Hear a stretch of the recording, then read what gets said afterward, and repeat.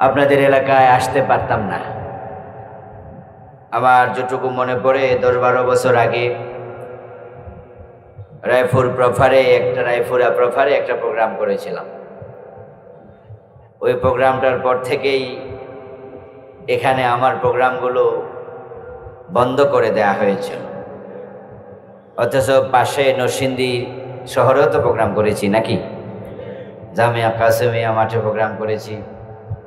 আর আপনাদের এখানে এই যে কোনায় যেটা আরশিনগর নাকি বীরপুর, ওখানেও প্রোগ্রাম করতাম, গত বছরও তো করলাম।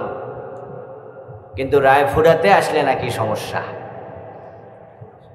আলহামদুলিল্লাহ এখন আর সমস্যা নাই, কারণ যারা আমাদেরকে এলাকায় আসতে দিত না আল্লাহ ওদেরকে দেশ ছাড়া করছে। এখন বাংলাদেশ হায়নার কবল থেকে মুক্ত। এখন কোরআনের মাহফিল করতে আর কারো অনুমতি লাগে না, ঠিক না? আল্লাহর জমিনে আল্লাহর কথা বলতে ওদের অনুমতি নাকি নিতে হবে, যে কোরআনের কথা বলতে অনুমতি নিতে হবে। অনুমতির জন্য দৌড়াতে দৌড়াতে মাহফিল কমিটির জুতার তলা ক্ষয় হয়ে যেত। টেউনুর কাছে যাও, ওসির কাছে যাও, উপজেলা চেয়ারম্যানের কাছে যাও, এমপির কাছে যাও, মন্ত্রীর কাছে যাও। আল্লাহর কোরআনের কথা বলতে তোদের কাছে যেতে হবে। তোরা কারা? আল্লাহ দেখায়া দিছে, বেজ্জতি করেছে। ওদের 300 এমপি একসাথে পালাতে বাধ্য হয়েছে। সরকার প্রধান পালাতে বাধ্য হয়েছে।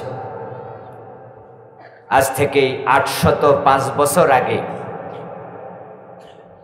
এই দেশে আরেকটা রাজা তার রাজপ্রাসাদ থেকে পিছনের দরজা দিয়ে পালিয়েছিল। তার নাম ছিল রাজা লক্ষণ সেন।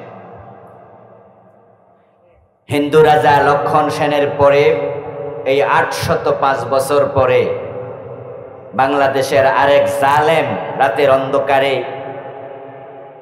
এই দেশের মানুষকে গুলি করার জন্য তারা জারি করেছিল সেনাবাহিনীর মার্শাল ল। কিন্তু আল্লাহ বলে না, এই সেনাবাহিনী জাতির বিরুদ্ধে দাঁড়াবে না, তোদের বিরুদ্ধে দাঁড়াবে। তাদের নিয়োগ করা সেনাবাহিনীর প্রধান বলছে, ম্যাডাম 45 মিনিটের বেশি আর সময় নাই।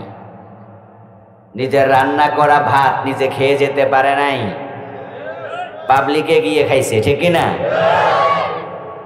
এক কাপড়ে চলে গেছে, কাপড় চোপড় নেয়ারও সুযোগ পায় নাই। এ জাতীয় পালিয়ে যাওয়ার চেয়ে মরে যাওয়া ভালো। লজ্জা থাকলে বলতো যে না প্রয়োজন আমি জীবন দেব, আমি পালাবো না। কিন্তু পালিয়েছে, এতে বোঝা যায় লাজ লজ্জা শরম কিচ্ছু নাই। ওদেরকে আল্লাহ বেজ্জতি করছে, কারণ আল্লাহর জমিনে আল্লাহর কোরআনের কথা 15টা বছর তাদের অনুমতি ছাড়া বলা যায় নাই। প্রিয় দিনী ভাইয়েরা, আমি আপনাদের সম্মুখে পবিত্র কোরআন মাজিদ থেকে সূরাতুল আলাকের প্রথম 5টি আয়াতে কারিমা তেলাওয়াত করেছি। প্রিয় নবীজি সাল্লাল্লাহু আলাইহি ওয়াসাল্লামের পবিত্র মুখনসৃত ছোট ছোট 2খানা হাদিস আংশিক তেলাওয়াত করেছি। আল্লাহ তাআলা তৌফিক দান করলে এখান থেকে কিছু কথা বলবো ইনশাআল্লাহ। আমরা কোরআনের কথা শুনবো, কোরআনের কথা বলবো, কারণ কোরআনই হচ্ছে জান্নাতে যাওয়ার একমাত্র গাইডলাইন দাতা। জান্নাতের পথ প্রদর্শনকারী কোরআন, এই কিতাব আমাদেরকে হেদায়াত দেওয়ার জন্য আল্লাহ পাঠাইছে, ঠিক নয় কি? যালিকাল কিতাবু লা রাইবা ফীহি হুদাল লিল মুত্তাকিন। আমরা যারা মুত্তাকি হতে চাই, আমরা যারা হেদায়াত পেতে চাই, জান্নাতের পথ নিতে চাই, আল্লাহ বলে তাদের জন্য আমি এই কিতাবের মাঝে হেদায়াত রেখে দিয়েছি। সুবহানাল্লাহ। আল্লাহ বলেছেন হাযা হুদা, এই কোরআন হলো হেদায়াতকারী, এটা হুদাল লিল মুত্তাকিন। যারা মুত্তাকি হতে চায় তাদেরকে জান্নাতের পথ প্রদর্শনকারী। এবার আল্লাহ বলছেন ফামান তাবিআ হুদায়া ফালা খাউফুন আলাইহিম ওয়ালা হুম ইয়াহজানুন।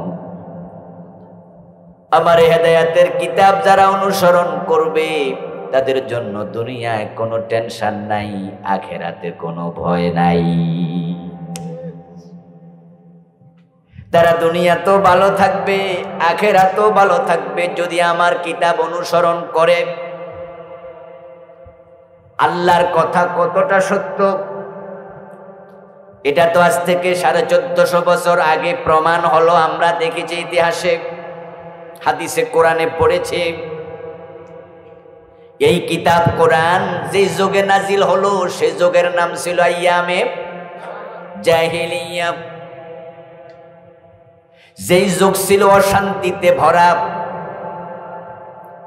চুরি ডাকাতি রাহাজানি চিন্তায়, সুদ ঘুষ অন্যায় অনাচার জেনা ব্যভিচার ধর্ষণ খুন নিত্য নৈমিত্তিক বিষয় ছিল।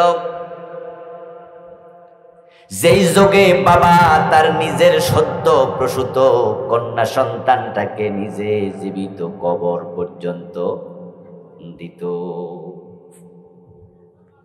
কেমন পাষাণ, নিজের মেয়েটাকে নিজে জীবিত কবর দিত। ও ভাই, রাতের বেলায় মশা থাকলে মশারির ভিতরে বাতি নিবানোর পরে যদি মশা একটু আওয়াজ করে, আমরা বাতি জ্বালায়া মশা মারি, তারপরে ঘুমাই। টেনশনটা আমার নয়, টেনশনটা হলো আমার বাচ্চাটাকে মশা কামড়াইবে কিনা। আমাদের সন্তানকে মশা কামড়াবে, আমরা এটাও পছন্দ করি না, সহ্য করি না। সন্তান অসুস্থ হলে মা বাবার ঘুম হারাম হয়ে যায়, ঠিক না?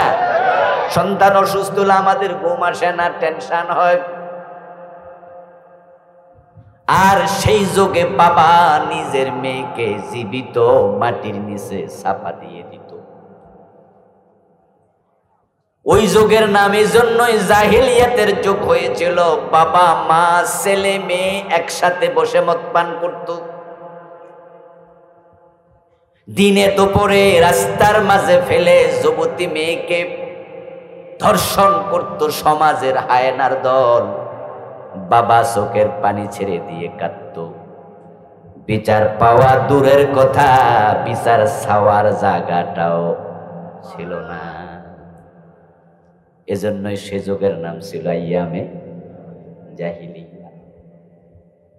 কিন্তু কোরআন আসার পরে যখন মানুষগুলো কোরআন অনুসরণ শুরু করে দিলেন, আবু বকর তৈরি হয়ে গেল, ওমর তৈরি হয়ে গেল, ওসমান তৈরি হলো, আলী তৈরি হলো, তালহা তৈরি হলো, জুবায়ের তৈরি হলো, আব্দুর রহমান ইবনে আউফ তৈরি হলো, খালেদ বিন ওয়ালিদ তৈরি হলো, আবু উবাইদা ইবনে জাররাহ তৈরি হলো।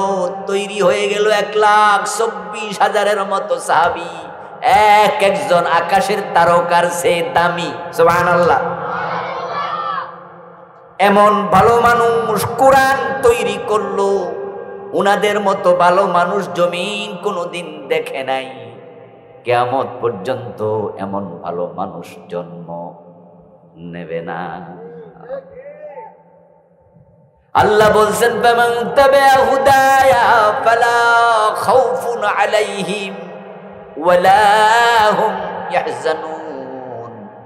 এই কিতাব যারা অনুসরণ করে দুনিয়ায় টেনশন থাকে না, ভয় থাকে না, আখিরাতও থাকবে না।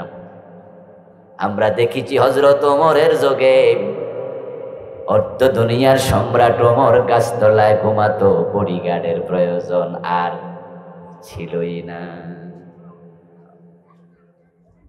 মানুষ ঘরের দরজা খুলে ঘুমাতো, চুরি হয় ডাকাতি নাই। আমার প্রিয় নবীজি ইন্তেকালের আগে বললেন, খায়রুল কুরুনি করনি।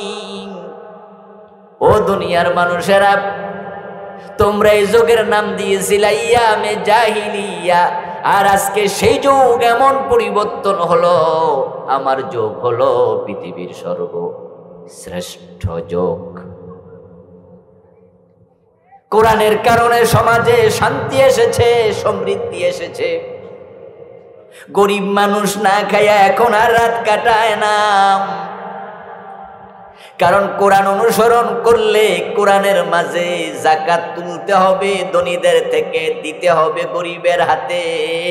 রাষ্ট্র যাকাত তুলবে, ধনীরা যাকাত দিতে বাধ্য হবে। আল্লাহর নবী বলছেন, তো খাযু মিন আগনিয়াইহিম ফাতুরাদ্দু ইলা ফুকারাইহিম, যাকাত ধনীদের থেকে নেব, গরিবের মাঝে বন্টন করব। কোরআন অনুসরণ মানুষ যখন করে তখন যাকাত দেয়, ধনীরা যাকাত দেয়, গরিবরা যাকাত পায়। আর যদি গরিবের ঘরে রাষ্ট্র টাকা পৌঁছায়া দেয়, খাবার পৌঁছায়া দেয়, কোন গরিব না খায়া রাত কাটানোর প্রয়োজন আর নাই। বরং হযরত ওমরের সময় আমরা দেখলাম ইতিহাসের পাতায় যাকাত বিভাগের কর্মচারী যাকাতের টাকা কান্দে লইয়া ঘরে, যাকাত খাওয়ার লোক আর নাই। আজ আজকের এই মাহফিলে আপনারা যারা আসছেন, যদি এখানে কোনো বড় লোক, ধনী লোক 10 লাখ টাকার, ধরেন অনেকগুলো 100 টাকা 500 টাকার নোটের ভান্ডিল লইয়াও নিয়ে গেটে দাঁড়ায়, আর এখান থেকে একজন ঘোষণা করে, আমাদের আফফান আল জামি ভাই ঘোষণা করলো, এই মাহফিলের ভাইরা, আমাদের নরসিংদীর অমুক ব্যবসায়ী উনি 10 লাখ টাকা নিয়ে আসছে যাকাতের টাকা, ওই গেটের মাঝে আপনারা দয়া করে লাইন ধরে দাঁড়াইয়া ওনার যাকাতের টাকাটা নেন। আচ্ছা, এই ঘোষণা যদি দেয়, আমরা যারা ধনী, আমরা লাইনে কেউ খারাপ মন খারাইব মনে হইতেছে লক্ষণে কম না, যে গুতেয়া কোয়া লাগানো কি ভাই, যারা ধনী আমরা দাঁড়াবো লাইনে। আচ্ছা, এখানে যদি 10 লাখ না 1 কোটি টাকা দেয়, আমরা লাইনে খারাপ? আমাকে যদি টাকা দিতে আসে যে হুজুর যাকাতের টাকা আপনি নেন, আমি নেব? আপনারা দিলে ধনী মানুষ, আপনি নেবেন? হযরত ওমরের যুগে যাকাত বিভাগের কর্মচারী কান্দে যাকাতের টাকার বস্তা লইয়া ঘুরতো, যাকাত খাওয়ার লোক নাই। এর মানে কি দাঁড়ালো? কোরআন মানার কারণে এখন আর গরিবই নাই। সুবহানাল্লাহ পড়েন। আরে ভাই, গরিব কেমনে থাকবে? যারা গরিব ছিল তাদেরকে তো যাকাত দিয়া ধনী বানাইয়া দিছে।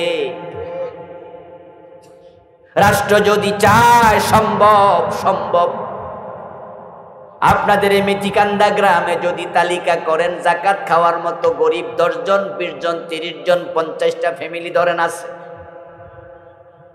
ওই 50টা ফ্যামিলিকে যদি 1 লাখ করে টাকা দিয়ে বলে আপনি ব্যবসা করেন, 30,000 টাকা দিয়ে একটা ভ্যান গাড়ি কিনেন, বাকি 70,000 টাকা দিয়া এই ভ্যান গাড়িতে আপনি ব্যবসায়ের পণ্য কাঁচামাল কিনেন, মুদি দোকান দেন, আপনি পেঁয়াজ রসুন আদা এগুলো বেচেন, আপনি কাঁচা তরকারি বেচেন, আপনি মাছ ব্যবসা করেন, 1 লাখ টাকা পুঁজি দিয়া দিলে ওই লোক একটা ভ্যান গাড়িতে করে যদি এই ব্যবসা শুরু করে, আগামী বছর যাকাত খাওয়ার কোনো প্রয়োজন তার আর হবেই না। যদি কথা সত্য হয় আপনি ঠিক বলবেন, কথাটা ঠিক কিনা? 1 লাখ টাকা দিয়ে দিলে বেড়া যদি দিন 500 টাকাও কামায়, তাহলে মাসে 15,000। এই বেড়া কি যাকাত খাবে? আর বরং কিছুদিন পরে দেখা যাবে সে নিজে যাকাত। কিন্তু আমরা বড় পরিতাপ, বড় কষ্ট, 53 বছর বাংলাদেশ মুসলমানরাই চালাচ্ছে, যাকাত আদায়ের রাষ্ট্রীয় কোনো উদ্যোগ নাই।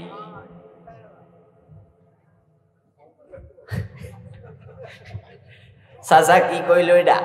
চাচা কয় দিলে হেরা খাইয়া লাইব।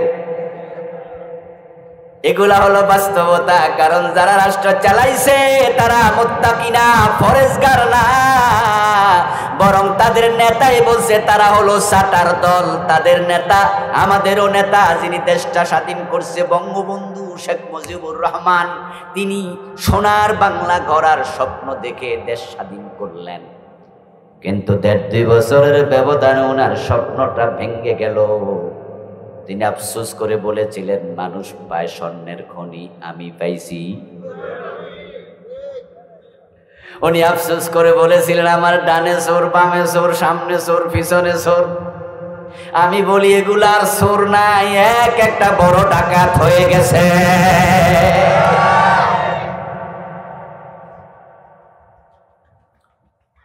জাকাত ভিত্তিক অর্থনীতি যদি চালু হয়ে যেত, কোরআন অনুসরণ করলে জাকাত আদায় করা রাষ্ট্রপ্রধানের জন্য ফরজ। জাকাত দেয়া যেমন আমার আপনার উপরে ধনী হইলে ফরজ, যিনি রাষ্ট্র চালাবেন ধনীদের থেকে টাকা উসুল করা জাকাতের তার জন্য ফরজ। রাষ্ট্রপ্রধানের জন্য দুটি ফরজ, একটা হলো নিজের জাকাত দেবে, আর একটা হলো ধনীদের থেকে জাকাত তুলবে। এটা সূরা হজে আল্লাহ বলেছেন, আল্লাযীনা ইম্মাক্কান্নাহুম ফিল আরদ আকামুস সালাত ওয়া আতাউয যাকাত ওয়া আমারু বিল মারুফি ওয়া নাহাউ আনিল মুনকার। আল্লাহ নিজে বলতেছে আল্লাযীনা ইম্মাক্কান্নাহুম,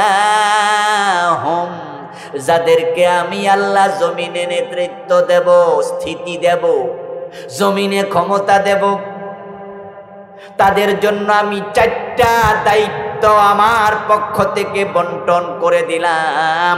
1 নাম্বার, তারা আইন করে নামাজ কায়েম করবে। নামাজ পড়ো, নামাজ পড়ো, অনুরোধ চলবে না, আইন করা হবে। নামাজ না পড়লে জেলে দেয়া হবে।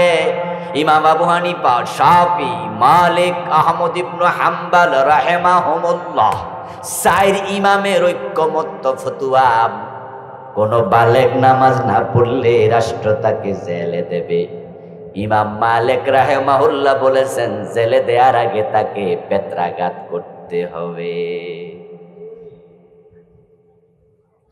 আপনারাই বলুন তো, আমাদের সরকার যদি আইনটা করত, আযান হলে দোকান বন্ধ করতে হবে, সব বালেগ লোক মসজিদে যেতে হবে, টেওন অফিসে টেওন সাহেব ইমামতি করে জামাতে নামাজ পড়াবে, ডিসি অফিসে ডিসি ইমাম হবে, সচিবালয়ে সচিব ইমাম হবে, মন্ত্রণালয়ে মন্ত্রী ইমাম হবে। সব মানুষ যদি মসজিদমুখী হয়ে যায়, দোকান বন্ধ হয়ে যায়, ক্রেতা বিক্রেতা সব মসজিদে যায়, 1বার 2বার জামাত হলে হবে না, জায়গা দেবে কেমনে? এক মসজিদে 5বার 7বারও জামাত হওয়া লাগবে।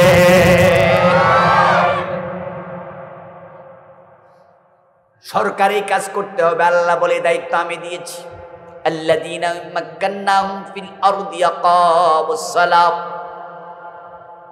দ্বিতীয় দায়িত্ব আতাউজ যাকাত, যাকাত দেবে, যাকাত আদায় করবে, করে মানুষের মাঝে দেবে।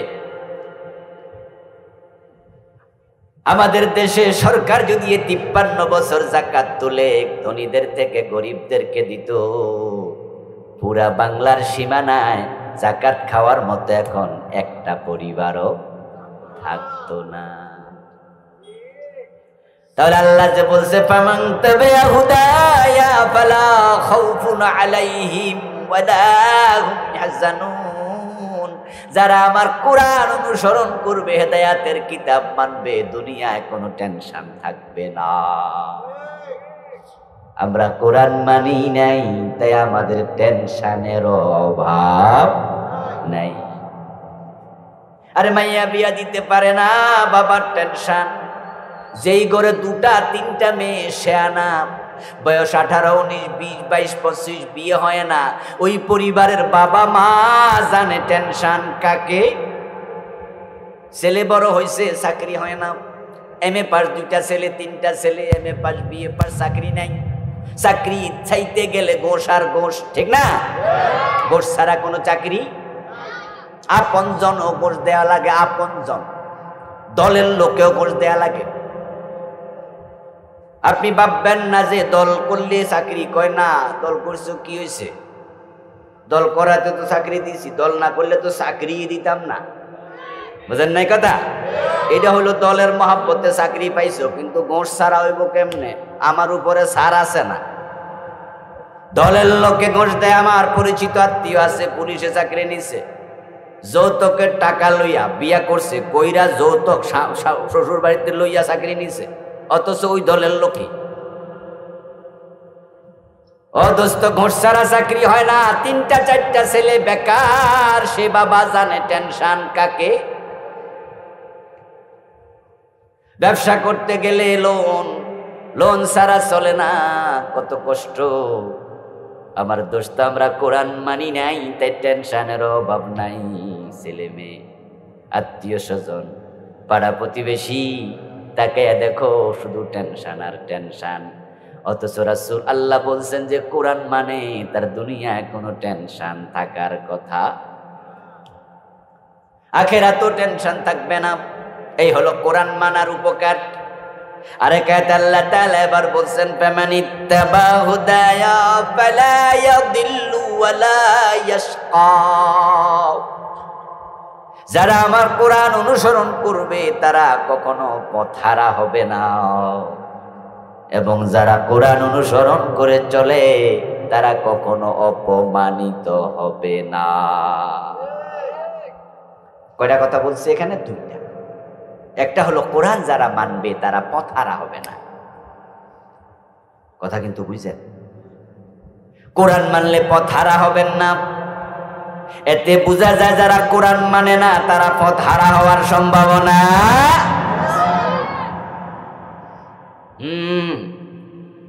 আল্লাহর কথাই ঠিক, আল্লাহর কথাই ঠিক।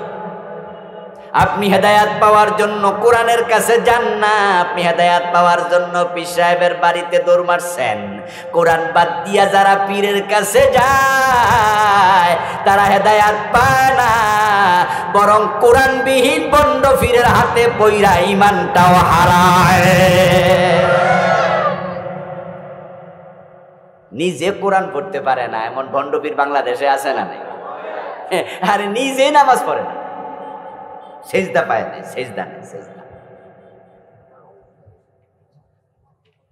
কোরআন হেদায়াতের কিতাব। যদি তুমি হেদায়াত চাও কোরআনের কাছে যাও, পীরের কাছে নাও।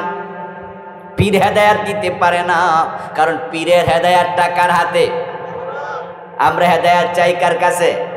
প্রতিদিন সূরা ফাতিহার মাঝে একটা মাত্র দোয়া, সূরা ফাতিহার ভিতরে দোয়া আছে মাত্র একটা। সূরা ফাতিহাকে বলা হয় উম্মুল কোরআন। কি বলা হয়? একটু জবাব টবাব দিয়েন ভাইয়েরা, কি বলা হয়? বাংলা অর্থ কি? কোরআনের মা। সূরা ফাতিহা হলো উম্মুল কোরআন, কোরআনের মা। কোন কোন মুফাসসির বলেছেন আল্লাহ তাআলা যদি 30 পারা কোরআন নাজিল না করে শুধু সূরা ফাতিহা নাজিল করত, বিশ্ব মানবতার হেদায়াতের জন্য একটা সূরাই যথেষ্ট হয়ে যেত। এত দামি সূরা সূরা ফাতিহা। ওই সূরা ফাতিহার মাঝে দোয়া আছে মাত্র একটা। সেই দোয়াটা হলো ইহদিনাস সিরাতাল মুস্তাকিম। ও আল্লাহ আমাদেরকে হেদায়াতের পথ দেখাও, ইহদিনা আমাদের হেদায়াত দাও। সূরা ফাতিহার মাঝে আমাদের রিজিক দাও, এই দোয়া নাই। সূরা ফাতিহার মাঝে আমাদের ক্ষমা করো, এই দোয়া নাই। সূরা ফাতিহার মাঝে আমাদের জান্নাত দাও, জাহান্নাম থেকে বাঁচাও, এই দোয়া নাই। কত দোয়া আমরা করি, আল্লাহ সুস্থতা দাও, আল্লাহ এই দাও, এই দাও, কিচ্ছু নাই। শুধু একটা দোয়া আছে, আল্লাহ হেদায়াত দাও। এতে বোঝা যায় দুনিয়াতে হেদায়াতের চেয়ে দামি কোনো দোয়া আর নেই। এবং এই দোয়া আমরা প্রতিদিন নামাজের মাঝে কতবার করি? যারা শুধু ফরজ পড়ে তারাই করে 17 বার। কারণ 5 ওয়াক্ত নামাজে যে ফরজ আছে কত রাকাত? কত রাকাত? 17। প্রতি রাকাতে সূরা ফাতিহা আছে কিনা? এজন্য কমে দোয়া করলো 17 বার, আর সুন্নত পড়লে আরো বেশি। ও দোস্ত, হেদায়াতের দোয়া আপনি করছেন। এবার বলুন তো, সূরা ফাতিহাতে যে হেদায়াত আমরা চাই, কার কাছে চাই? আল্লাহর কাছে। যেমন বাংলাদেশে যত পীর সাহেব আছে ওরা সূরা ফাতিহা পড়েনি কি? পীর সাহেবরা সূরা ফাতিহা ছাড়া নামাজ পড়ে? কথা বলি। আর যারা নামাজি পীর তাদের কথা বলেন, সূরা ফাতিহা পড়ে কিনা? এই পীর সাহেবরা হেদায়াত চায় কার কাছে? তাহলে এতে বোঝা যায় হেদায়াত কোনো পীরের হাতে নাই, হেদায়াত কার হাতে? এর মানে আবার পীর বাদ, এটা বুঝছেন না। হুজুর মনোপীরের বিরুদ্ধে কইতাছে, ভুল বুঝিয়েন না, আমি ভণ্ডদের বিরোধী, হক্কানীদের পক্ষের লোক। কারণ বাংলাদেশে পীর আছে, পীর সব হক্কানি না ভণ্ড আছে? এবার বলুন তো, হক্কানি পীর বেশি না বন্ড পীর বেশি? তাহলে কোনটা হক্কানি কোনটা বন্ড এটা চেনার জন্য পীরের কাছে যাওয়ার আগে কোরআনের কাছে যাওয়া দরকার। কারণ কোরআন পড়লে আপনি বুঝতে পারবেন আপনার পীর হক না বেহক। কোরআন বলেছে পর্দা করো, কোরআন বলেছে আল্লাহর সেজদা করো, আল্লাহর ইবাদত করো। পীরের বাড়ি গিয়ে দেখলেন পীর নিজে সেজদা নেয়, তখন আপনার কোরআন আপনাকে বলবে যে ইবাদতের মালিক একমাত্র আল্লাহ, সেজদা একটা বড় ইবাদত। যেই পীর সেজদা নেয় বুঝা গেল এটা হক্কানি পীর হতে পারে না। এর কাছে আমি মুরিদ হবো না।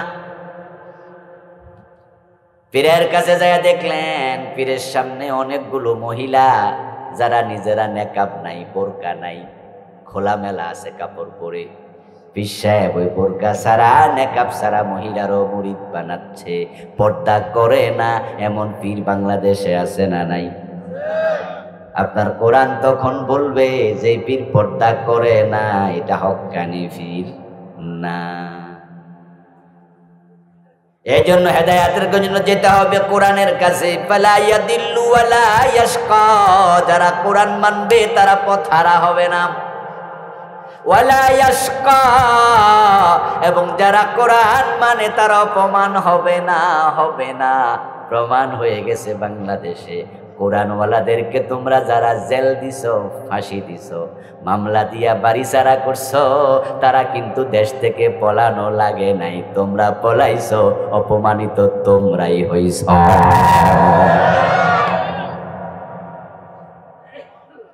বরং কোরআনওয়ালারা অপমানিত হয় না, তার প্রমাণ তো আল্লামা সাইদি রাহিমাহুল্লাহ নিজে। যে সাইদিকে তোমরা দর্শনকারী, খুনি, হত্যাকারী বানায়া 13 বছর জেলে রাখছ, ওই বেড়া যখন মারা গেল তার লাশকে জড়াইয়া মানুষ কেমনে চুমু খেয়েছে, যদি জানাজার নামাজ ডাকায় পড়তে দিতা দেখতে পাইতা তার জানাজায় 1 কোটির বেশি মানুষ হাজির হয়ে গেছে।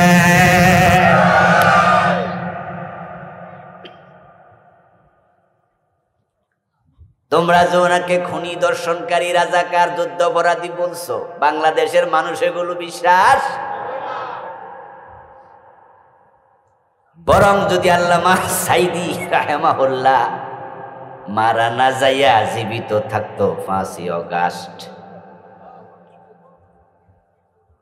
তাহলে আল্লামা সাইদিকে ওই 5 তারিখে বাংলাদেশের পাবলিক জেলখানা থেকে, জেলখানার দরজা ভাঙা মুক্তি করে ছাড়ত। ওনাকে মুক্ত না করে দেশের ছাত্র জনতা ঘরে ফিরত। তাহলে যারা ওনার বিরুদ্ধে 15 বছর রাজাকার, রাজাকার, যুদ্ধাপরাধী বলছে, তারা ওনারে বেজ্জতি করতে পারছে? ওনার সম্মান পাবলিকের কলিজা আরো বাড়াইয়া দিছে কে? এটাই নিয়ম, এটাই নিয়ম। কোরআন যে মানবে, কোরআনের কারণে আল্লাহ সম্মান বাড়াবে। ওয়ালা ইয়াশকা, কোরআন যার কাছে আছে সে অপমানিত হয় না। এটা দামি কিতাব, দামি কিতাবের সাথে লেগে যান, আপনারা লেগে যান, সম্মান আল্লাহ বাড়াইয়া দেবে। এই কোরআন যে রাতে নাজিল হলো সেই রাতের দাম 1000 মাসের চেয়েও। লাইলাতুল কদরি খায়রুম মিন আলফি শাহর। ওই কোরআন নাজিল হওয়ার কারণে একটা রাতের সম্মান 1000 মাসের চেয়ে আল্লাহ বাড়াইয়া দিছে। এই কোরআন যে নবীর উপর নাজিল হলো সেই নবী হলো সব নবীদের মাঝে সেরা নবী, ঠিক না? এই কোরআন যে মাসে নাজিল হলো ওই রমজান মাস, বাকি 12 মাসের মাঝে যে উম্মতের উপরে কোরআন নাজিল হলো ওই উম্মত হলো সব উম্মতের মাঝে। قال النبي صلى الله عليه وسلم خيركم من تعلم القرآن وعلمه। তোমাদের মাঝে যে কোরআন পড়ে এবং অন্যরে কোরআন পড়াইয়া শিখায় সে হলো তোমাদের মাঝে সবচেয়ে সেরা। প্রিয় নবীজি বলেছেন, আল মাহিরু বিল কোরআনি মা'আস সাফারাতিল কিরামিল বারারা। যে ব্যক্তি কোরআন শিখবে, কোরআনের পণ্ডিত হবে, কোরআনের অর্থ জানে, ব্যাখ্যা জানে, কোরআন মেনে চলে তার সম্মান আর সাধারণ মানুষের সম্মান থাকে না। আল্লাহর নৈকট্যপ্রাপ্ত ফেরেশতাদের সম্মান যেমন, আল্লাহ তাদের সম্মান তেমন বাড়াইয়া দেয়। কোরআন এমন এক কিতাব, এর সাথে কম দামি কাপড় যদি গিলাপ হয়ে লাগে এটার দামও বেড়ে যায়। এটার পায়ে লাগে না, ভুলে পায়ে লাগলে মানুষ চুমু খায়। কোরআন এমন এক কিতাব, এর সাথে যদি রেয়াল লাগে, আমের কাঠ দিয়া তুলার কাঠ দিয়া রেয়াল বানায়, কোরআনের গায়ে যখন রেয়াল লেগে যায় এমন দাম বাড়ে। 5 লাখ টাকা দিয়ে খাট কিনেছেন, বক্স খাট, চন্দন কাঠ দিয়ে বানিয়েছেন, 10 লাখ টাকা দাম। এর মাঝে বাচ্চারা দাঁড়ায়, লাপায়, খেলে, প্রস্রাব করে দেয়। কেউ চন্দন কাঠের খাটে চুমু খায় না, কিন্তু 100 টাকা দিয়ে রেয়াল কিনে কোরআনের গায়ে লাগাইয়া দেন, এটা কারো পায়ে লাগবে না। বাচ্চার পায়ে যদি ভুলে লাগে, বাচ্চার মা সহ চুমু খায়। আমার প্রিয় ভাই, আমি সূরা আলাকের প্রথম 5টি আয়াত পড়েছি। সূরা আলাক হলো কোরআন মাজিদের নাজিল হওয়ার দিক থেকে 1 নাম্বার সূরা। এই সূরার প্রথম আয়াত হলো ইকরা পড়ো। আজকে যে মাদ্রাসার উদ্যোগে মাহফিল, সে মাদ্রাসার নাম হলো ইকরা মডেল মাদ্রাসা। তাদের উদ্যোগে মাহফিল। এই বিষয়গুলো আপনাদেরও একটু সহযোগিতা লাগবে, আন্তরিকতা লাগবে। 10 মিলে করি কাজ, হার জিতে না হিলাজ। 10-এর লাঠি 1-এর বোঝা, আল-ইত্তিহাদু কুওয়া।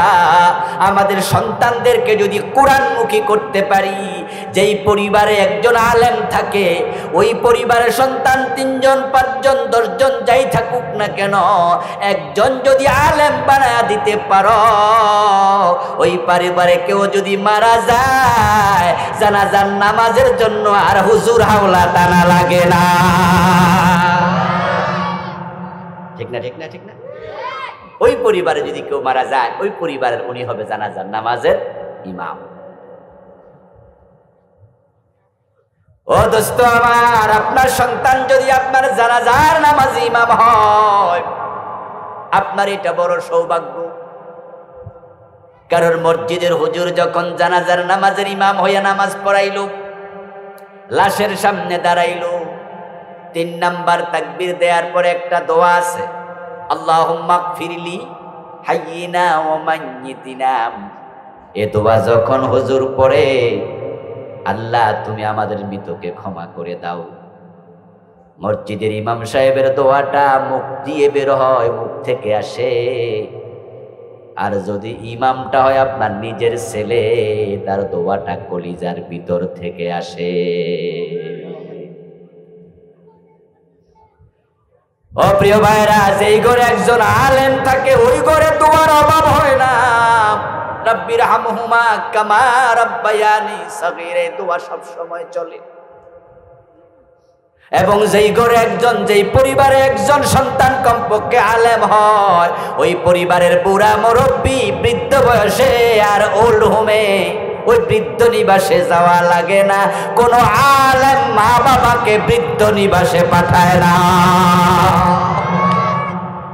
গ্রামের মানুষ এখনো হয়তো বৃদ্ধ নিবাস সম্পর্কে জানি না, না জানাই ভালো। আমাদের ঢাকা শহরের চারপাশে বুড়া বুড়িদের থাকার জন্য ঘর বানাইছে, এগুলার নাম দিছে ওল্ড হোম, বৃদ্ধ নিবাস। আপনারা মাঝে মাঝে খবর টবরে দেখবেন, যে সাক্ষাৎকারে দেখবেন, পত্রপত্রিকায়। আজ থেকে 30 বছর 50 বছর আগে বৃদ্ধ নিবাস বলতে এমন কোন শব্দ বাংলাদেশে কেউ জানত না। হ্যাঁ, এতিমখানা, এতিমখানার নাম শুনছেন না? এতিমখানা আমরা চিনতাম, জানতাম।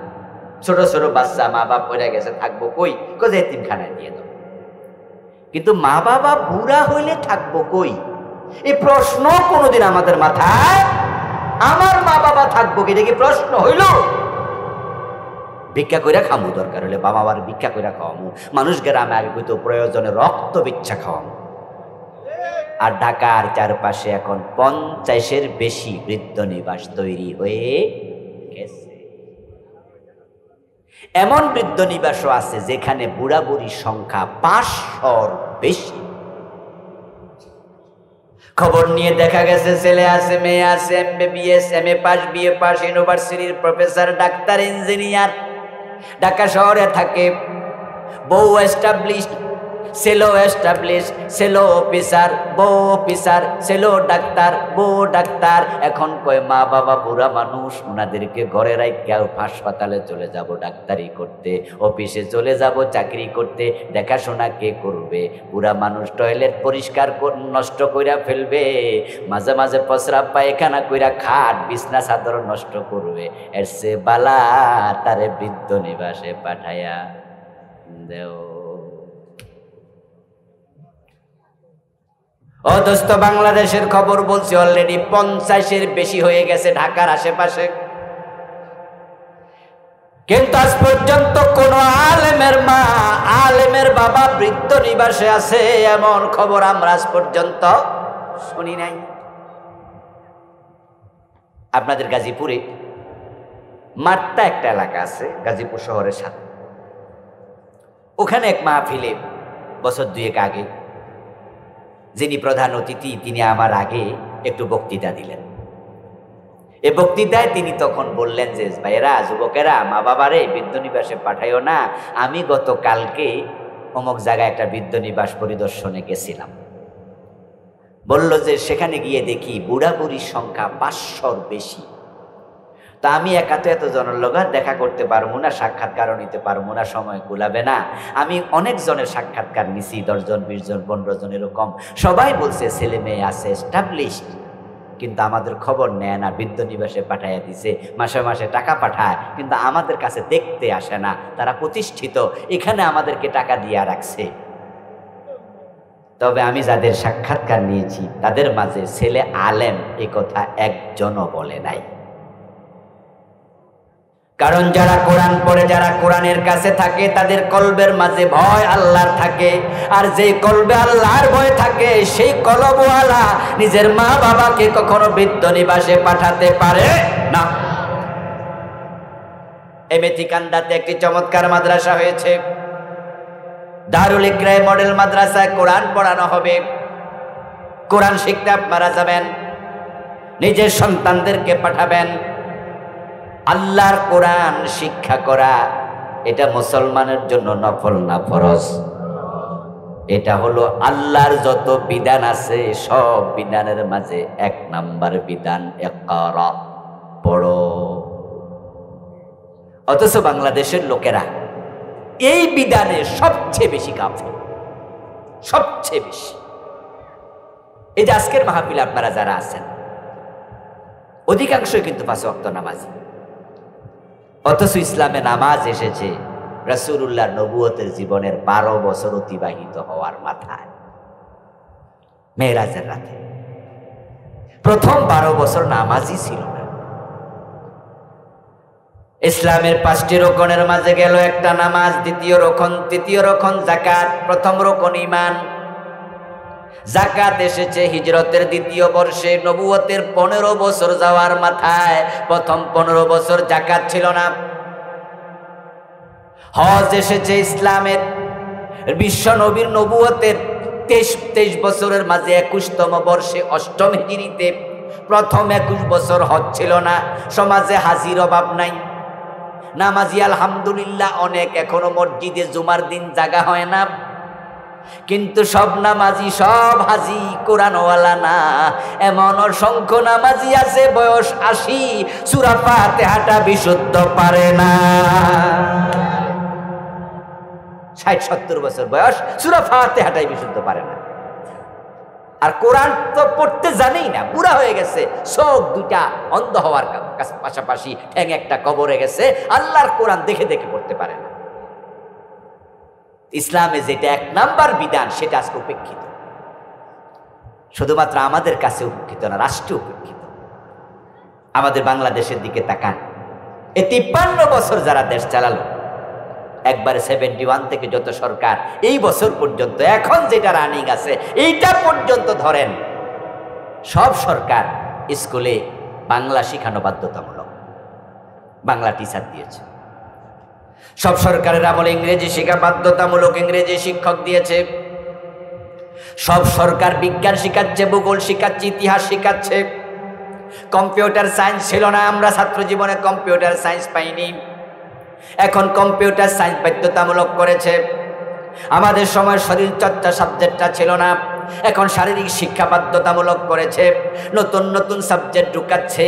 200 অঙ্ক হয়ে গেছে, 200 ইংরেজি হয়ে গেছে, 200 নাম্বার বাংলা হয়ে গেছে। কিন্তু স্কুল কলেজ বিশ্ববিদ্যালয়ে আল্লাহর কোরআন কয়শো নম্বর হয়েছে? ও দোস্ত, ক্লাস 10-এ যারা পড়ে আপনাদের বাচ্চারা খবর নেবেন। 1300, 1400, 1500 নাম্বার পরীক্ষা দিতে হয়। অঙ্ক 200, ইংরেজি 200, বাংলা 200, ইতিহাস, ভূগোল, বিজ্ঞান কত, কিন্তু আল্লাহর কোরআন 1 নাম্বারও নাই, রাসূলের হাদিস 1 নাম্বারও নাই। ইসলামী শিক্ষা নামে একটা সাবজেক্ট আগে ছিল, এখন এটা তুইলা দিছে, এটা অপশনাল হয়ে গেছে ইন্টারমিডিয়েটে, না পড়লে কোনো অসুবিধা নাই।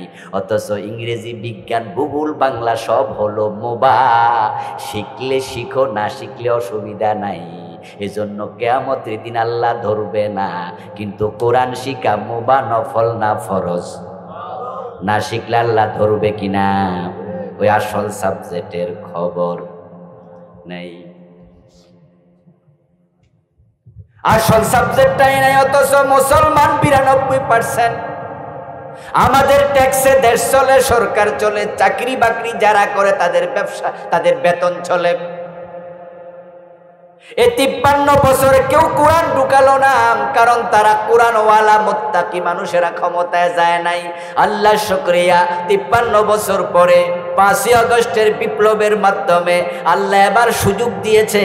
আমরা আলেম ওলামারা, পীর বুজুর্গরা, কোরআনওয়ালা, নামাজওয়ালারা যদি একমত হয়ে যেতে পারি, এবার আল্লাহর কোরআনকে সংসদে ঢুকানোর ব্যবস্থা হয়ে যেতে পারে। এবার সে সুযোগ আসছে, এই সুযোগটা এবার আল্লাহ নিজে করে দিচ্ছে। এই সুযোগ আল্লাহ করে দিয়েছে। জুলাইয়ের আন্দোলন, অগাস্টের বিপ্লব কোনো মানুষ করে নাই, করছে ডাইরেক্ট আল্লাহ। এই ছোট ছোট বাচ্চাগুলো স্কুল কলেজে পড়ুয়া, ইউনিভার্সিটি পড়ুয়া আমাদের ভাইয়েরা, সন্তানেরা, ওরা ছিল ওসিলা। এগুলাকে আল্লাহ আবাবিল বানায়া পাঠাইছে। এগুলা রাস্তায় যে নামছে, বুকের মাঝে শহীদ আবু সাইদ যখন গুলি নেয়, বুক জাজরা হয়ে যায়, এটা দেখে সন্তানরা পালায় নাই, পরের দিন রাস্তায় আরো বেশি আসছে। বাবা তার ছোট্ট বাচ্চাকে হাতে নিয়ে রাস্তায় চলে গেছে। 5 বছর, 7 বছর, 10 বছরের বাচ্চারা পর্যন্ত রাস্তায় নেমেছে। আমাদের মায়েরা, বোনেরা রাস্তায় নেমেছে। এই সব মানুষকে আবাবিল বানায়া রাস্তায় আল্লাহ পাঠাইয়া দিছে। কারণ বিএনপি ফেল করেছে, বিরোধী দল হিসাবে এই সরকারের কিচ্ছু করতে পারেনি। জামাত ইসলাম ফেল করেছে, বিরোধী দল হিসাবে কিচ্ছু করতে পারেনি। আমরা বরং হতাশ হয়ে গিয়েছি। আমরা ভেবেছি কিচ্ছু আর হবে না। বরং পতিত স্বৈরাচারগত সরকারের একজন বড় নেতা, তিনি তো ব্যঙ্গ করে বলেছেনই, কিসের আন্দোলন, এবছর না সে বছর মানুষ বাঁচে, বলছে না। এর মানে উনারা ভীষণ 2041 ঘোষণা করছে, 2041 সাল পর্যন্ত উনারা থাকবে। আল্লাহ বলে না, এতদিন তোমাদেরকে রাখা হবে না, বরং সময় বড় কম, সময় বড় কম। কারণ যারা আল্লাহর কোরআনের বিরুদ্ধে, ইসলামের বিরুদ্ধে দাঁড়ায়া যায়, আল্লাহ তাদেরকে ছাড় দেয় কিন্তু ছেড়ে দেয় না। এবার আল্লাহ নিজে এই বিপ্লব ঘটাইছে। আল্লাহ তাআলা যখন কোন নেয়ামত জাতিকে দেয়, ওই জাতি নেয়ামতের কদর না করে, তখন আল্লাহ নেয়ামত আবার কেড়ে নিয়ে যায়। এবার যেহেতু আমরা সুযোগ পেয়েছি, এই যে আমাদের আপনাদের সন্তান আফফান আল জামি একরাম মডেল মাদ্রাসা বানাইছে, এটার বেতন কি সরকার দেয়?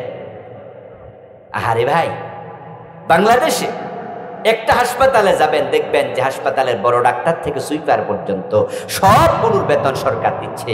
একটা সরকারি কলেজে যান, নরসিংদী সরকারি কলেজের প্রিন্সিপাল থেকে ঝাড়ুদার পর্যন্ত সবগুলোর বেতন সরকার দিচ্ছে। প্রাইমারি স্কুলগুলোতে যান, 5 জন 7 জন 10 জন শিক্ষক, সবার বেতন সরকার দিচ্ছে। কিন্তু আপনি যান ইবতেদায়ী মাদ্রাসায়, বেতন দেয় 2500, 2000, আবার অনেকগুলো মাদ্রাসা আছে সরকার 1 টাকাও দেয় না, এবং হাসপাতালের যে মসজিদ আছে একজন মাত্র ইমাম, একজন মাত্র মুয়াজ্জিন, দুজনের বেতনও ভিক্ষা করে কালেকশন করা লাগে। পুরা কলেজের প্রিন্সিপাল থেকে জারুদার পর্যন্ত সবার বেতন দেওয়ার টাকা আছে, ওই কলেজ মসজিদের ইমাম সাহেবেরটা অভাব। সালাম ফিরিয়া বলতে হয় মসজিদের দান বাক্সাগুলো একটু চালু করে দেন। হাসপাতালের বড় ডাক্তার থেকে ঝাড়ুদার সুইপার পর্যন্ত সবার বেতন সরকার দেয়, ওই হাসপাতাল মসজিদের ইমাম মাত্র একজন, মুয়াজ্জিন মাত্র একজন, ওই দুইজনকে ভিক্ষা করে টাকা দেয়া লাগে। মুসলমান, তোমাদের ইমাম যারা নামাজ পড়া ইমাম নেতা, ওই আলেমদেরকে তোমরা যদি ছোট বানায় রাখো তাহলে সে জাতির মাঝে গুণী আলেম জন্ম হবে না। যে কোরআন শিক্ষা আমাদের জন্য ফরজ, জাতি সেই কোরআন অবহেলা করছে, যার কারণে বাংলাদেশের কোরআন আছে মসজিদের তাকে, মাদ্রাসার ভিতরে কোরআন সংসদে নাই, কোরআন গণভবনে নাই, কোরআন বঙ্গভবনে নাই, কোরআন সিলেবাসে নাই, কোরআন দিয়ে সংসদ চলে না, অর্থনীতি চলে না, সমাজনীতি চলে না। অথচ নবী মুহাম্মদুর রাসূলুল্লাহ সাল্লাল্লাহু আলাইহি সাল্লাম যখন মদিনার প্রেসিডেন্ট ছিলেন 10 বছর, আপনারা একটু আওয়াজ দিয়ে বলুন তো, আমাদের নবী মন মতো দেশ চালাইছেন আল্লাহর কোরআন মতো?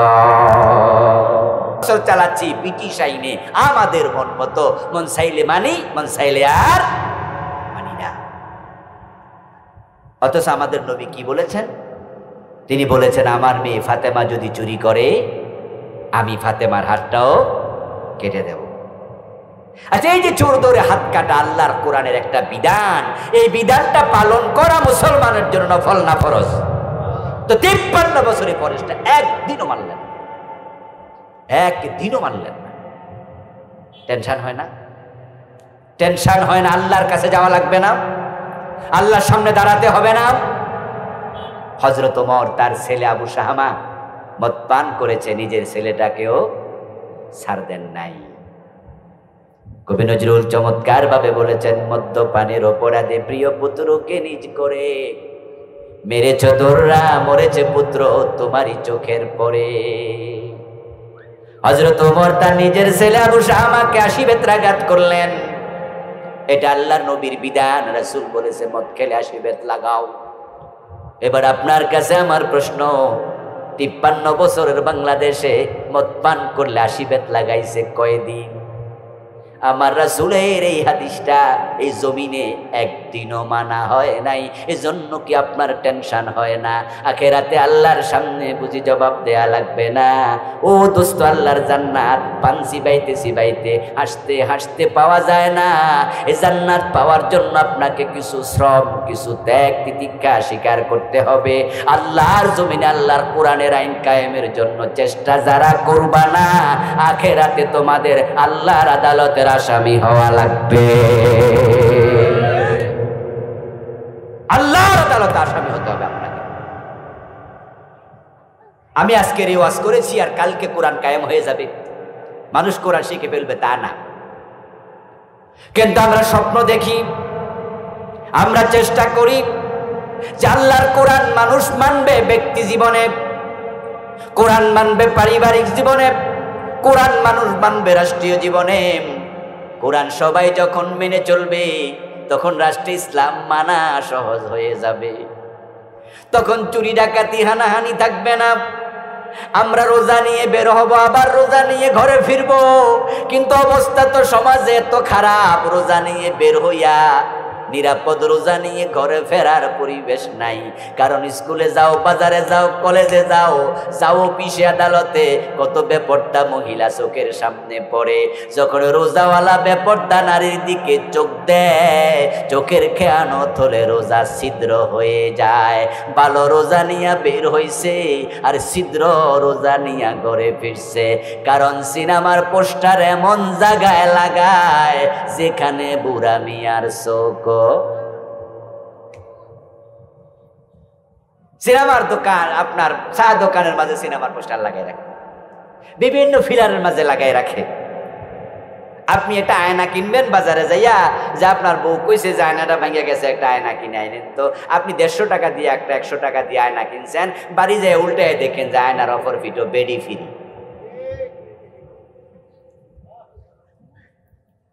আসেনি ভাই? আছে। আচ্ছা, এখানে আমরা যারা আয়না কিনি, ওই যে একটা মহিলার ছবি দিছে, এজন্য কি 5 টাকা বেশি দিছে? কয় টাকা বেশি দিছেন? তাহলে বিনা কারণে শয়তানি করতেছে। বেপর্দা বেহায়া বলা কোথায় গিয়ে থেমেছে? আপনি তো বেপর্দা হতে চান, নিয়ে মহিলা কিনতে যান না, আপনার হাতে মাগনা তুলে দিছে। আপনি সিনেমা দেখতে হলে যান না, সিনেমার পোস্টার শোকের সামনে ঝুলাইয়া দিছে। আপনি পর্দা করেন, বউ করে, মা করে, আপনার মেয়ে করে, কিন্তু রাস্তায় বের হলে পরিবেশের কারণে আপনার 100% পর্দা করতে পারছেন না। এবারই বলুন তো, 100% ইসলাম মানার জন্য ইসলামী পরিবেশ দরকার আছে না নাই? এখন এই জমিনে ইসলামী পরিবেশের জন্য আপনি কি করলেন, আল্লাহ বুঝি হিসাব নেবেন না? যে কোরআন আল্লাহ জমিনে পাঠায়া 1 নাম্বার বললো একরা পড়ো, সে কোরআন পড়ার ব্যাপারে আপনার খবর কি? আজকের মাহফিলে শ্রোতাদের মাঝে কোরআন পড়তে পারে না এমন 2-4 জন শ্রোতা আছে কিনা? আমি দোস্ত আপনাকে বলছি, যদি কোরআন না শিখে আপনি মরেন, আপনি রাসূলের সুপারিশ পাওয়া দূরের কথা, বরং রাসূলুল্লাহ নিজে আপনার বিরুদ্ধে আল্লাহর আদালতে মামলা দেবেন। রাসূল হবেন বাদী, আপনি হবেন আসামি। আমরা তো সবাই রাসূলের শাফাআতের জন্য বসে আছি, রাসূল সুপারিশ করবে, এই ওয়াজ শুনলে আমরা মুস্কি হাসি দেই, মনে মনে ভাবি যাক, উম্মত হিসাবে আমার সৌভাগ্য, আমি যদি আমল কমও করি রাসূল তো আছে। এজন্য দোতরা বাজাইয়া গানও গায়, আছেন আমার মুক্তার, আছেন আমার ব্যারিস্টার, শেষ বিচারের হাইকোর্টেতে তিনি আমায় করবেন পার। বাহ, কি গান বানাইছে গো! ও প্রিয় ভাই, রাসূলুল্লাহ সুপারিশ করবে, হাদিসে আছে, কিন্তু সুপারিশ আপনার জন্য নয়। রাসূলুল্লাহর শাফাআতের কথা আছে হাদিসে, আর নবী মুহাম্মদ মামলা দেবে কথা আছে কোরআনে। দলিল হিসাবে শক্ত কোনটা? হাদিস না কোরআন? হাদিসে আছে রাসূল সুপারিশকারী, আর কোরআনে আছে রাসূল কিছু উম্মতের বিরুদ্ধে হবেন মামলাকারী। কাদের বিরুদ্ধে মামলা করবেন? আল্লাহ বলছেন, ওয়াকালার রাসূলু ইয়া রাব্বি ইন্না কওমি ইত্তাখাযু হাযাল কুরআনা মাহজুরা। কিয়ামতের দিন আমার রাসূল বলবেন, ও আল্লাহ, আমার উম্মত অমুক অমুক অমুক আমার রেখে আসা কোরআন পরিত্যাগ করেছে, এ কোরআন পড়ে নাই, এ কোরআন মানে নাই, আমি নবী তার বিরুদ্ধে মামলা দিলাম, তুমি বিচার করো। আপনারা যারা কোরআন না শিখে বসে আছেন, রাসূলুল্লাহর মামলার আসামি আপনি হবেন। মনে মনে ভাবতেছেন, এই হুজুরের ওয়াজ আইয়া তো বিপদে পড়লাম দেখতেছে, নামাজ কালাম পড়ে হাসতে হাসতে জান্নাতে চলে যাব। আমাদের পীর সাহেব হুজুর বলছে, জিকির করো সুবহানাল্লাহ সুবহানাল্লাহ আলহামদুলিল্লাহ আল্লাহু আকবার, সকালে 100 বার, বিকালে 100 বার। হাদিসে আছে, যে ব্যক্তি জিহ্বাকে জিকির দ্বারা সিক্ত রাখবে, সে হাসতে হাসতে জান্নাতে যাবে। এই জন্য তো আমি 100 দানার তাসবিহ এখন 1000 দানায় লম্বা বানাইছি, শুধু জিকির করতেছি। আর এই হুজুর কয় কোরআন না পড়লে মামলা খাওয়া লাগবে। কয় কি রে? ও দোস্ত শুনুন, সকাল বিকাল জিকির করা নফল, আর কোরআন পড়া কি নফল না ফরজ? গুরুত্ব কোনটার বেশি? আপনি ফরজ ছাইরা নফল ধরলেন, কি করলেন কামটা? এর মানে আপনার লুঙ্গি নাই, পাগড়ি আছে, মাথার মাঝে কি আছে, কিন্তু তলায় কি নাই। আচ্ছা, লুঙ্গি ছাড়া পাগড়ি 40 হাত লম্বা করলে নামাজ হইব, কারণ পাগড়ি হলো সুন্নাত আর লুঙ্গি হলো ফরজ। বুঝতে হবে আপনাকে, ইসলাম কনসেপ্ট বুঝতে হবে। কোরআন আপনাকে পড়তেই হবে। আর যে সমস্ত বাবারা সন্তানকে কোরআন শিখান নাই, সন্তানের মামলার আসামি হওয়ার জন্য রেডি থাকেন। হাসরের দিন সন্তান বলবে, আল্লাহ আমাকে কোরআনমুখী করা আমার মা বাবার দায়িত্ব ছিল, তারা কোরআনমুখী করে নাই। এই জন্য সন্তানকে কোরআন শিখান। যারা কোরআন পড়তে পারেন তারা খুশি হয়ে বাড়ি যাইয়েন না যে আমি তো বাচ্চা গেলাম। কোরআন কি পড়া পর্যন্ত শেষ না বুঝা লাগবে? ইয়েস, আপনাকে কোরআন বুঝতে হবে। পড়া যেমন ফরজ, বুঝাটাও ফরজ। আফালা ইয়াদাব্বারুনাল কুরআন আম আলা কুলুবিন আকফালুহা। আল্লাহ বলে তারা কোরআন কি বোঝে না, পড়ে না, গবেষণা করে না? তাদের কলবে কি কেউ তালা লাগাইয়া দিছে? কোরআন তো কোনো মন্ত্র নয়। যেমন কিছু মন্ত্র আছে দেখবেন যে বিভিন্ন ইয়ারা ঠাকুররা পড়ে, অং অং চং চং বং বং বং করে না? তো এগুলো অং বং চং চং করলো, যে ঠাকুর পড়লো হে বুঝলো কিনা আমরা জানি না, কিন্তু আমরা যারা শ্রোতা আমরা বং সং ছাড়া কিছু বুঝলাম। আচ্ছা, কোরআন কি এরকম কিছু যে ইমাম সাহেব পড়লো হুজুরে বুঝুক, আমার দরকার না, এরকম না। কোরআন মন্ত্রের কিতাব নয়। এই জন্য যে হুজুর পড়ছে সে হুজুরও বুঝবে, আপনি যে মুসলমান এটা আপনাকেও বুঝতেই। কোরআন বুঝার কিতাব, শিখার কিতাব, মানার কিতাব। খুব কঠিন কিছু নাকি? মনে মনে ভাববেন যে হুজুর এত কঠিন ইসলাম, না হয় বেহেশতে যেতে পারবো না। আমি বলবো দোস্ত, কোরআনকে যে কঠিন বলে তার ঈমানই থাকে না। কারণ কোরআনকে আল্লাহ নিজে কোরআনের 3টি আয়াতে পরপর বলেছেন, ওয়ালাকাদ ইয়াসসারনাল কোরআন, আমি কোরআনকে সবচেয়ে সহজ করে দিয়েছি। কোরআনকে কঠিন বললে আয়াতের উল্টা হয়, ঈমান চলে যাবে। এবং আমি বাস্তবও দেখেছি কোরআনের মতো সহজ কোনো কিতাব নাই। কারণ আমি নিজে দেখেছি, দু চোখ নাই, জন্মান্ধ 30 পারার হাফেজ। এরকম কি আপনারা দেখেন নাই? তা আপনি এর কঠিন কিতাব কেমনে বলবেন? যে অন্ধ বেড়া 30 পারা মুখস্থ করে ফেলছে। শুধু হাফেজ না, টেলিভিশনে প্রতিযোগিতা করে রমাদানে হাফেজেরা, তার মাঝে অন্ধ হাফেজ 1 নাম্বার হয়ে গেছে। এমন ঘটনা বাংলাদেশে আছে না নাই? বেড়া চোখ পিছনে ফেলাই। আচ্ছা, মাত্র 3 বছর, 5 বছর, 7 বছর বয়সে হাফেজ, এমন ঘটনা আছে কিনা? নিজের নাম কইতে পারে না ভালো করে, বেড়াও হাফেজ। আমি পাইছি একটা তোতলা, নাম জিজ্ঞেসে কইতে পারে। তোতলামি করতে করতে করতে করতে আমরা তো আশ্চর্য। বাংলা ভিশন নামে একটা টেলিভিশন আছে, ওটার ইসলামী প্রতিযোগিতায় গেলাম। সেখানে হাফেজের প্রতিযোগিতা, তেলাওয়াত শুনলাম, মুগ্ধ হলাম। এক পর্যায়ে প্রতিযোগিতা শেষ করে যিনি প্রোগ্রামের পরিচালক তিনি মাইক হাতে নিয়ে বললেন যে আপনারা যারা মেহমান আছেন, বিচারক আছেন, দয়া করে আপনারা একটু আপনাদের চেয়ারে বসে থাকেন, একটা সারপ্রাইজ আছে। তো আমরা তো অপেক্ষা করছি কি সারপ্রাইজ। এর মাঝে তিনি একজন ছাত্রের নাম ধরে ডাকলেন, এই অমুক তুমি একটু আসো। অমুককে উনি আসতে বলছে, সে আসছে। আসার পরে এবার উনি মাইক হাতে নিয়ে প্রশ্ন করছে, তার হাতে একটা মাইক, ওনার হাতে একটা মাইক, কটলেস তারবিহীন। উনি প্রশ্ন করতেছে, বাবু তোমার কি নাম? এই কিছুক্ষণ আগে পরীক্ষা দিয়ে গেছে, আমাদের সামনে প্রতিযোগিতা দিয়ে গেছে। এখন তো বাবু না বলতে পারে না, বাবু তো তোতলাচ্ছে। আমি এটা দেখালাম না আপনাদেরকে। তোতলা ভাইয়েরা যদি 2 জন এখানে থাকে একটু মনে কষ্ট পাবে যে হুজুর আমরা ব্যাঙ্গাইতেছে, ও তোতলাচ্ছে। আমরা তো অবাক, এই মাত্র কোরআন পড়ে গেল, নাম বলতে পারে না। কিন্তু সে যখন কোরআন পড়েছে আমরা বুঝতেই পারি না সে তোতলা ছিল। কোরআনকে সহজ করেছেন কে? আপনারা যারা এখানে শিক্ষিত মানুষ আছেন, যদি আপনাকে আমি বলি গরুর রচনা লেখেন, তো পারবেন না? গরুর রচনা 2 পৃষ্ঠা লেখেন, পারবেন?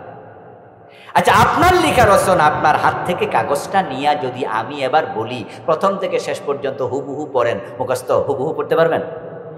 কেউ পারবেন না, একজনও পারবেন। দেখবেন যে আগেরটা পরে গেছে গা, পরেরটা আগে গেছে গা। যা লিখছেন কিছু বাদ দিচ্ছেন, নতুন কিছু ঢুকাইছেন। নিজের লেখা কবিতা নিজে মুখস্থ পারা কঠিন হয়। নিজের লেখা বই নিজে মুখস্থ কোনো লেখক পারে না। কিন্তু 30 পারা কোরআন এমন ভাবে তারাবির নামাজে পড়ে, একটা জের জবর হেরফের হয় না, হইলে পিছন থেকে লোকমা শুরু হয়ে যায়। সুবহানাল্লাহ। কোরআনকে সহজ করছে কে? তামাম পৃথিবীতে কোরআনের লাখ লাখ হাফেজ আছে। তাওরাত, ইনজিল, জাবুর, গীতা, উপনিষদ, রামায়ণ, মহাভারত, ত্রিপিটকের একজন হাফেজও নাই। যে কোরআন অন্ধ হাফেজ হয়, 5 বছরের বাচ্চা হাফেজ হয়, মাত্র 28 দিন 30 দিনে 30 পারা মুখস্থ করছে, এমন ঘটনা বাংলাদেশেও আছে। আপনাদের নরসিংদী জামিয়া কাসেমিয়া মাদ্রাসার মুহাদ্দিস শাইখুল হাদিস আল্লামা কাজী ইব্রাহিম হাফেজাহুল্লাহ বেঁচে আছেন। উনি কোরআন 30 পারা মাত্র 36 দিনে মুখস্থ করছে। ওরা নিজের মুখের কথা। যদি 30 দিনে 30 পারা মুখস্থ করতে পারে, আরো কম দিনে পড়ছে, আমি 28 দিনের হাফেজও পাইছি, 28 দিনে 30 পারা মুখস্থ। আর আপনার বয়স 30, 40, 50, আপনি দেখে দেখে পড়তে পারেন না, রাসূল মামলা দেবে, আপনি আসামি হবেন না? এই জন্য আজকে সিদ্ধান্ত নিয়ে বাড়ি যান যে আরে কই কি, তাহলে আমি এটা ছাড়বো না। বয়স হয়ে গেছে তো, চোখে দেখেন না, কষ্ট হবে, মুখে জড়তা, দাঁত পড়ে গেছে, হা বলতে পারবেন না, দাঁতের ফাঁক দিয়ে বের হয়ে যাবে, হুজুর এখন কি করি? রাসূল বলছে যে ব্যক্তি কোরআন তেলাওয়াত করবে, ওয়ায়াতাতাউ ফীহি, কোরআন পড়তে গিয়া ধাক্কা খাবে, কষ্ট পাবে, হু আলাইহি শাকুন, এটা তার জন্য কষ্টের, লাহু আজরান, এমন পাঠকের আমল নামায় আল্লাহ দ্বিগুণ সওয়াব লিখতে থাকবেন। কিন্তু আপনি কোরআন ছাইরা মরেন না, কোরআন ধইরা মরেন। প্রিয় নবীজি বলেছে যে ব্যক্তি কোরআন শিখতে শিখতে মারা যায়, আল্লাহ তাআলা তার উপর এত খুশি থাকেন, তাকে কিয়ামতের দিন যখন জান্নাত দেবে, তার জান্নাতটা নবীর পাশের জান্নাত দেবেন। আসুন আজকের এই মাহফিল থেকে আমরা দীক্ষা নেই, এই শিক্ষা নেই, কোরআনমুখী হই। দারুল ইকরাম মডেল মাদ্রাসা আপনাদের এলাকার মাদ্রাসা, নিজের সন্তানকে মাদ্রাসায় দিন, আলেম বানান, আমাদের আফফান আল জামিকে সহযোগিতা করুন, এটা বড় মাদ্রাসা হয়ে যাক, এই মাদ্রাসা হয়ে যাক বাংলাদেশের অন্যতম সেরা মাদ্রাসা। আল্লাহ যেন সেই মানে কবুল করে, বলেন আমিন। বুদ্ধি দেবেন, অর্থ দেবেন, পরামর্শ দিবেন, ছাত্র দেবেন। ছাত্র যদি জাগির থাকা লাগে, লজিং থাকা লাগে, নিজের বাড়িতে জাগির রাখবেন। 10 মিলে করি কাজ, হার জিতে না হিলাজ। আমরা চেষ্টা শুরু করে দেই। জামিয়া কাসেমিয়া গাবতলী যেদিন হয়, তখন কিন্তু আজকের মতো এত বিখ্যাত ছিল না, ছোট্টই ছিল, কিন্তু এটা এখন বিশাল হয়েছে। আল্লাহ যদি কবুল করে, এটাও বিশাল হতে পারে, ঠিক না? এই জন্য আপনারা ভূমিকা রাখতে রাজি আছেন তো ইনশাআল্লাহ? আল্লাহ তৌফিক দাও, বলেন আমিন। হাদা মা ইনদি ওয়াল ইলমু ইনদাল্লাহ, আলাইহি তাওয়াক্কালতু ওয়া ইলাইহি উনীব। প্রিয় ভাইয়েরা, আমরা দোয়া করে একসাথে বিদায় নেব। যদি কোনো কথা আছে? কথা আছে? নাই? আল্লাহুম্মা আমিন। আল্লাহুম্মা আনতাস সালাম ওয়া মিনকাস সালাম, তাবারাকতা ইয়া যাল জালালি ওয়াল ইকরাম। রব্বানা লাকাল হামদু কামা ইয়ানবাগি লিজালালি ওয়াজহিক ওয়া আযীমি সুলতানিক। ইয়া রব্বি লাকাল হামদু কামা আসনাইতা আলা নাফসিক। রব্বানা যালামনা আনফুসানা ওয়া ইল্লাম তাগফির লানা ওয়া তারহামনা লানাকুনান্না মিনাল খাসিরিন। রব্বানা আতিনা ফিদ দুনিয়া হাসানাহ ওয়া ফিল আখিরাতি হাসানাতাও ওয়া কিনা আযাবান নার। রব্বিরহামহুমা কামা রাব্বায়ানি সগীরা।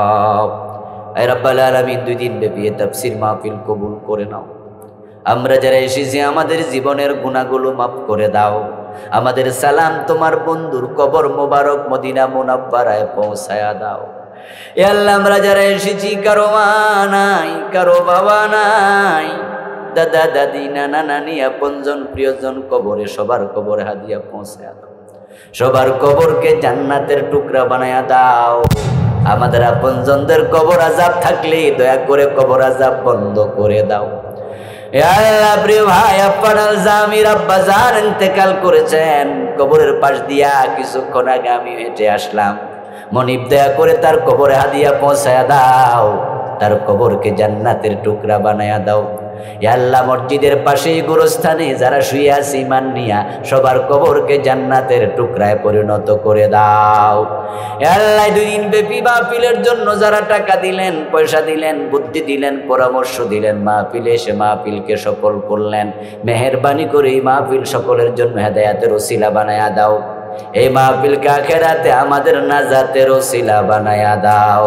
দানকারীদের দানে তুমি বারাকা দাও, হালাল জীবিকা বাড়ায়া দাও, হারাম থেকে বেঁচে থাকার তৌফিক দাও।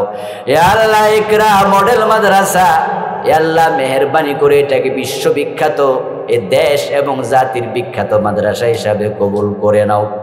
এই মাদ্রাসা থেকে হাজার হাজার দায়ী তামাম দুনিয়ায় তুমি ছড়ায়া ছিটায়া দাও। এ আল্লাহ, আমাদেরকে কোরআনওয়ালা বানায়া দাও, কোরআনমুখী বানায়া দাও। মনি কোরআন পড়ে কোরআন মেনে চলার তৌফিক দাও। বাংলার জমিনটাকে কোরআনের জন্য তুমি কবুল করে নাও। এই জমিনে কোরআনের রাজ তুমি কায়েম করে দাও। কোরআনের রাজ কায়েম হয়ে গেছে, এমন দৃশ্য দেখে মরার তৌফিক আমাদেরকে দিয়ে দাও। ইয়া আল্লাহ, আমাদের মনের ন্যাক আশাগুলো পূরণ করে দাও, যার যে বিপদ আছে দূর করে দাও। আমরা যারা অসুস্থ আছি আমাদেরকে তুমি দয়া করে সুস্থ করে দাও। সুবহানা রাব্বিকা রাব্বিল ইজ্জাতি আম্মা ইয়াসিফুন ওয়া সালামুন আলাল মুরসালিন ওয়ালহামদুলিল্লাহি রাব্বিল আলামিন। আসসালামু আলাইকুম ওয়া রাহমাতুল্লাহ।